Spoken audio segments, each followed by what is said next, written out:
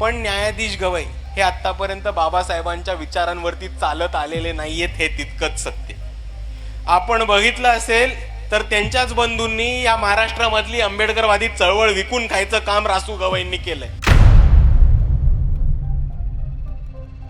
या बापलेकांना दुर्लक्षित करा, सोडून द्या.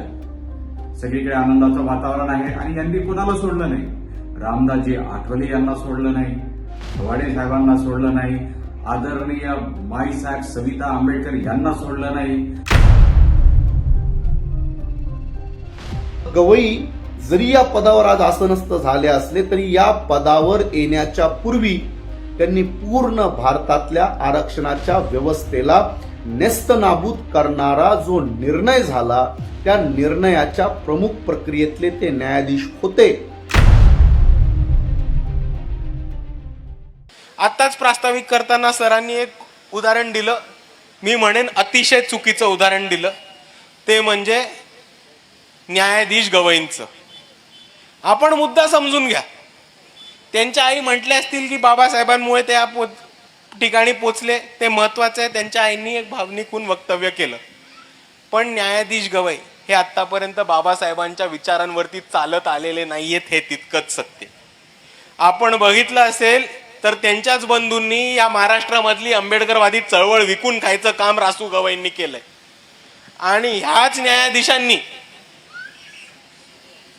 अबकडचा कायदा, वर्गीकरणाचा कायदा, सब क्लासिफिकेशनचा कायदा हा एससीच्या आरक्षणामध्ये आणून एससी आरक्षणाचा पातळीकडे सुरुवात या न्यायाधीशांनी केली. म्हणून मी परत म्हणतो की माणूस बौद्ध असला तरी फरक नाही पडत. माणूस विचारणारी आंबेडकरवादी असला पाहिजे, मगच फरक पडतो. आणि म्हणून परत म्हणतो, आपण विचारांना जागूया, जातीला नाही. कारण आपल्याला प्रत्येक समूहामध्ये, प्रत्येक जातीमध्ये बाबासाहेबांचे विचार घेऊन जायचे. बाबासाहेबांचे विचार एका जातीसाठी बंदिष्ट होते का? बाबासाहेबांचे जे न्याय होते, बाबासाहेबांनी ज्या कर्तुती केल्या होत्या त्या सोमनाथ सरांनी इतक्या चांगल्या पद्धतीने मांडल्या आहेत, त्या एका जातीसाठी होत्या का? नाही. मग आपण बाबासाहेबांचं मिशन खऱ्या अर्थाने फेल करू जर आपण त्यांचे विचार आणि त्यांच्या योजना एका जातीसाठी बंदिष्ट ठेवल्या तर. आणि जर आपल्याला बाबासाहेबांचं मिशन आणि बाबासाहेबांचं विजन हे सक्सेस करून दाखवायचं असेल तर आपलं हेच काम राहतं की प्रत्येक जाती समूहामध्ये आपल्याला बाबासाहेब आंबेडकरांचे विचार घेऊन जायला लागणार. आणि ते विचार घेऊन जात असताना आपल्या सर्वांच्या खांद्यावरती पण एक मोठी जबाबदारी आहे. ती जबाबदारी आहे की आपल्या सर्वांना परत एकदा अभ्यास करायला लागणार आहे, आपल्या सर्वांना परत एकदा बाबासाहेबांचं वाचन करायला लागणार आहे. त्यांना त्यांच्या विरोधकाचा मुलगा सरन्यायाधीश झाल्याचं दुःख राहीलच. तेव्हा या बाप लेकाला दुःख होण्याचं नवल मला वाटत नाही. दुःख दुसरं या गोष्टीचं सुद्धा आहे की 2019च्या विधानसभेच्या निवडणुका आणि 2024च्या विधानसभेच्या निवडणुका यामध्ये या बाप लेकांची जी लोकप्रियता आहे ती पूर्णपणे संपत आलेली आहे. त्याच्यामुळे हे फ्रस्ट्रेशन मध्ये बोललेलं आहे. मी स्वतः MBBS आहे, पोस्ट ग्रॅज्युएशन केलेलं आहे, त्याच्यामुळे मला सायकोलॉजीचा अभ्यास आहे. फ्रस्ट्रेशनमुळे हे सगळे घडत आहे.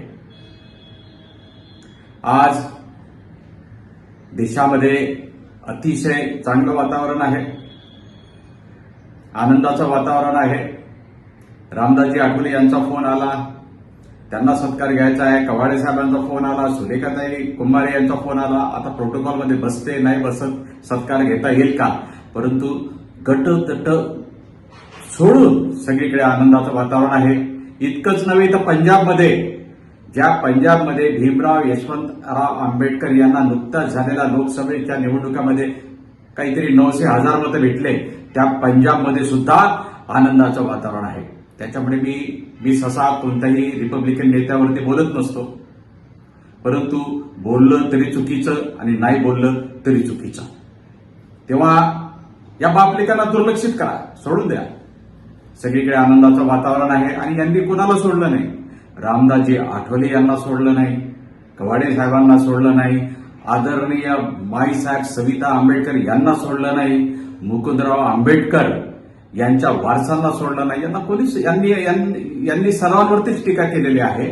त्यामुळे सगळ्यांनी या आनंदाच्या वातावरणामध्ये आपलं आनंदी राहावं आणि यांना दुर्लक्षित करावं. जय भीम.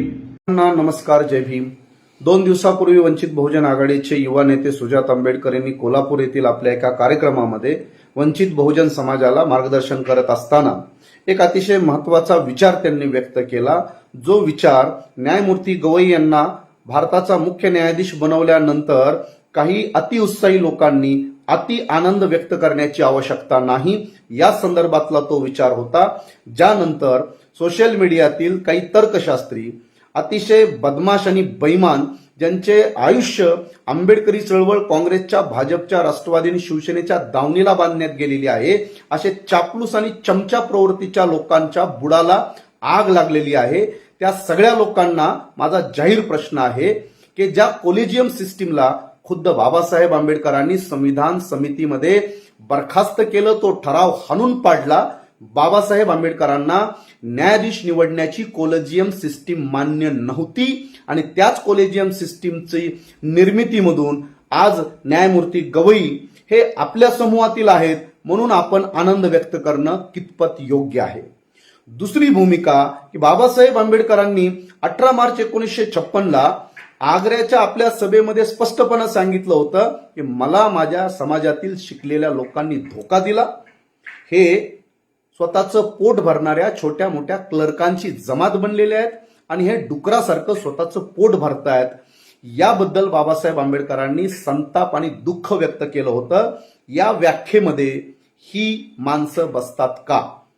आणि जर बसत असतील तर अशा व्यक्तींबद्दल आपण स्तुतीसुमना आणि प्रशंसा करणं कितपत योग्य आहे? मला मान्य आहे की एका मोठ्या पदावर वंचित बहुजन समाजातली व्यक्ती पोहोचल्यानंतर आनंद होणं स्वाभाविक आहे, पण त्या आनंदाचा अतिरेक आनंद महोत्सवासारखं त्याचं चित्रण कुणी करत असेल तर हे आपल्या सगळ्यांसाठी अतिशय शर्मेची बाब आहे.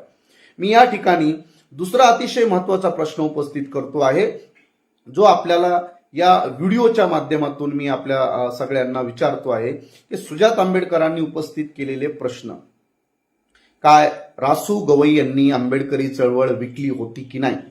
हे खरं आहे की खोटं आहे? हे यस किंवा नो म्हणण्याची हिंमत तुमची नाहीये का? हा प्रश्न सत्य आहे की असत्य आहे? त्यासोबत त्यांनी जो दुसरा प्रश्न उपस्थित केला की स्वतःच्या जातीचा आहे म्हणून चुकीचं काम करणाऱ्या माणसाला आपण प्रोत्साहन देणार का? काय या प्रश्नामध्ये तथ्य नाहीये? त्यामुळं गवई जरी या पदावर आज आसनस्थ झाले असले तरी या पदावर येण्याच्या पूर्वी त्यांनी पूर्ण भारतातल्या आरक्षणाच्या व्यवस्थेला नेस्तनाबूत करणारा जो निर्णय झाला, त्या निर्णयाच्या प्रमुख प्रक्रियेतले ते न्यायाधीश होते. यांच्याच बेंचमधले न्यायमूर्ती मित्तल यांनी आर्थिक निकषावर अनुसूचित जाती जमातींना आरक्षण दिलं जावं, क्रिमिलियरची अट ही ओबीसी प्रमाणे शेड्यूल कास्ट शेड्यूल ट्राईबला सुद्धा लावली जावी, असा निकाल या निर्णयात दिलेला आहे की नाही आणि त्या निकालाला न्यायमूर्ती गवई यांनी सहमती दाखवलेली आहे की नाही? जर न्यायमूर्ती गवई हे बाबासाहेब आंबेडकरांचे संविधानाचे पाईक असल्याचा दावा करतात, तर ज्या बाबासाहेब आंबेडकरांनी शेड्यूल कास्ट फेडरेशन बनवलं, 1108 शेड्यूल कास्ट मधल्या जातींना एकत्र आणून या देशामध्ये सत्ता सूत्र ही शेड्यूल कास्ट शेड्यूल ट्राईबच्या हातात असली पाहिजे. त्यामुळं हजारो जातींना एकत्र आणण्याची भूमिका घेणारे बाबासाहेब आंबेडकर आणि त्या जातींचं वर्गीकरण करून त्याच्यात क्रिमिलियर लावून त्या जातींना या देशाच्या राजकारणातून, समाजकारणातून, इथल्या मुख्य प्रवाहातून हद्दपार करणारा निर्णय देणारे न्यायमूर्ती गवई काय यांचं स्वागत करणं या निर्णयानंतर आपल्याला उपयुक्त वाटतं का? हे स्वागतार्ह आहे का? त्यामुळे ते जरी त्या पदावर बसले असतील त्याबद्दल आमच्या मनात दुमत नाही, पण त्यांचा गवगवा करण्यासारखं कार्य त्यांनी केलेलं आहे का? हा साधा प्रश्न या निमित्तानं उपस्थित झालेला आहे. जर हाच निर्णय एखाद्या ब्राह्मणवादी न्यायाधीशांच्या माध्यमातून झाला असता तर आपण सगळ्यांनी त्या न्यायाधीशांचे गल्ली बोळात वस्त्या वस्त्यात वाबाडे काढले असते. पण हा आमचा आहे आणि मग यानं दिलेला निकाल आमच्या हिताचाच आहे, अशा प्रकारची जर भूमिका असेल तर ती अतिशय शर्मेची बाब आहे. आणि तिसरा जो अतिशय महत्वाचा प्रश्न या निमित्तानं उपस्थित झाला की आपण सर्वजण या गोष्टीला कितपत समजून घेणार आहात की आपल्या देशाचे मुख्य न्यायाधीश काय, मुख्य निवडणूक आयुक्त काय, ईडी, सीबी, सीआयडी काय, या देशाची कुठलीही संस्था ही आज RSS आणि भाजपाचा पोपट बनून काम करत असल्याचे आपल्याकडे 100 दाखले आहेत. काय, या देशाचे मागचे एक न्यायमूर्ती रंजन गोगोई, ज्या रंजन गोगोईनं राम मंदिरासारखा अतिशय क्लिष्ट निकाल दिल्यानंतर भाजपानं त्यांना राज्यसभेचा खासदार केलं की नाही. याच्या पूर्वी असे अनेक न्यायाधीश होऊन गेलेले आहेत. ज्या धनंजय चंद्रचूडला सुद्धा आम्ही चांगला न्यायाधीश समजत होतो, कारण ते बोलत होते. आंबेडकरांना बोलण्यातून आंबेडकरवादी मानायचं, पण वास्तवामध्ये या धनंजय चंद्रचूड यांनी किंवा या सगळ्या न्यायाधीशांनी जो 10th शेड्यूल्ड आहे, ज्याच्यामध्ये अँटी डिफेक्शन लॉ आहे, ज्या अँटी डिफेक्शन लॉच्या आधारावर शिवसेना कोणाची, राष्ट्रवादी कोणाची, फुटलेल्या आमदारांना पूर्णपणे रद्द करण्याची घटनेत तरतूद असताना ही शिवसेना एकनाथ शिंदेंना बहाल करण्यासाठी जेव्हा सुप्रीम कोर्टामधून निकाल येतात तेव्हा हे न्यायाधीश कुठं असतात. जेव्हा EWS सारखा कायदा हा 10% कायदा 2023 मध्ये ज्याच्यावर परत एकदा सुनावणी झाली, त्या 2023 मध्ये पूर्णपणे संविधान विरोधी हा EWS चा कायदा आहे, तेव्हा हे न्यायाधीश कुठं असतात. जेव्हा समलैंगिक लोकांना समलैंगिकांना लग्न करण्याचा कायद्यानुसार अधिकार देण्यात यावा, कारण भारतीय संविधान लिंगभेद मानत नाही, जर त्यांना लग्न करण्याचा अधिकार द्यावा अशी याचिका सुप्रीम कोर्टात येते आणि सुप्रीम कोर्ट त्यांना लग्न करण्यासाठी मान्यता देता येणार नाही, तो सुप्रीम कोर्टचा विषय नाही असं म्हणून फेटाळत असेल, तेव्हा हे संविधान प्रेमी आव आणणारे न्यायाधीश कुठं असतात. त्यामुळं आपल्या सगळ्यांना या निमित्तानं मी एवढंच सांगेल की हे जे चालू आहे याच्यामध्ये एक पॉवर आणि एक पोझिशन, नक्कीच अनेक लोकांना पोझिशन मिळालेली आहे. शेड्यूल कास्ट, शेड्यूल ट्राईब मधले मी असे 100 अधिकारी सांगू शकतो की ज्यांना पोझिशन मिळालेली आहे पण त्यांना पॉवर नाहीये. ही सगळी माणसं फक्त इथली टूल बनून, अवजार, हतियार बनून, चमचा बनून तुमच्या आमच्या सगळ्या वंचित बहुजन समाजाला संविधानिक हक्कापासून दूर फेकण्याचंच काम करण्याच्या प्रक्रियेत राहिलेली आहेत. म्हणून इतिहास आहे की ज्यांनी ज्यांनी आंबेडकरवाद असेल, स्वतंत्र स्वाभिमानी चळवळीसोबत धोका करण्यामध्ये ज्यांचा प्रथम क्रमांक आलेला आहे त्यांनाच ब्राह्मणवादी, हिंदुत्ववादी काँग्रेस, भाजपानं मोठी मोठी बक्षिसं दिलेली आहेत. त्यामुळं हे जे चाललेलं आहे हे आपण थांबवा. मी आपल्याला या व्हिडिओच्या माध्यमातून जाहीरपणे विनंती करेल की मी धाडसानं या देशातली लोकशाही धोक्यात आलेली आहे अशी प्रेस कॉन्फरन्स घेणारे सुद्धा न्यायाधीश पाहिलेले आहेत. आम्ही न्यायाधीश जस्टिस चलमेश्वर पाहिलेले आहेत, जस्टिस लोकूर पाहिलेले आहेत, जस्टिस जोसेफ पाहिलेले आहेत, ज्यांनी प्रेस कॉन्फरन्स घेऊन या देशातल्या लोकशाहीला वाचवा अशी विनवणी करणारे सुद्धा आम्ही न्यायाधीश पाहिलेले आहेत. त्यामुळे मी अपेक्षा करतो की न्यायमूर्ती गवई यांचा 194 दिवसांचा कार्यकाळ बाकी आहे.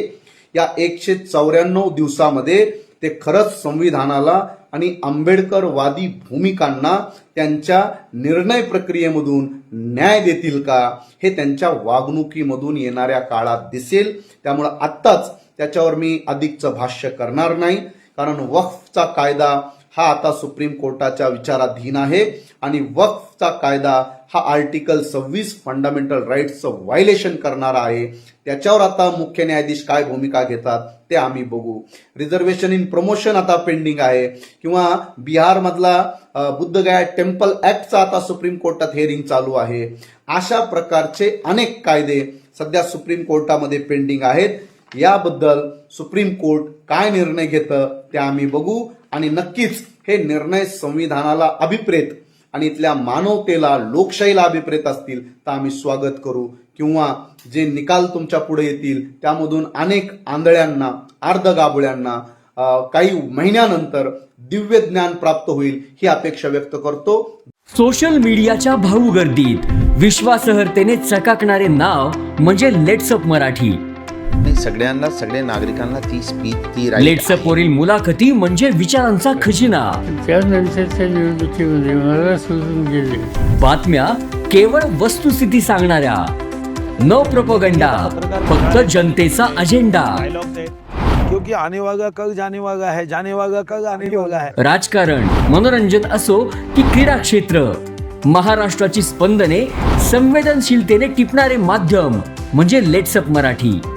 जगासोबत एक पाऊल पुढे राहण्यासाठी लेट्सअपचे ॲप, सोशल मीडिया आणि वेबसाईट सोबत कनेक्टेड रहा.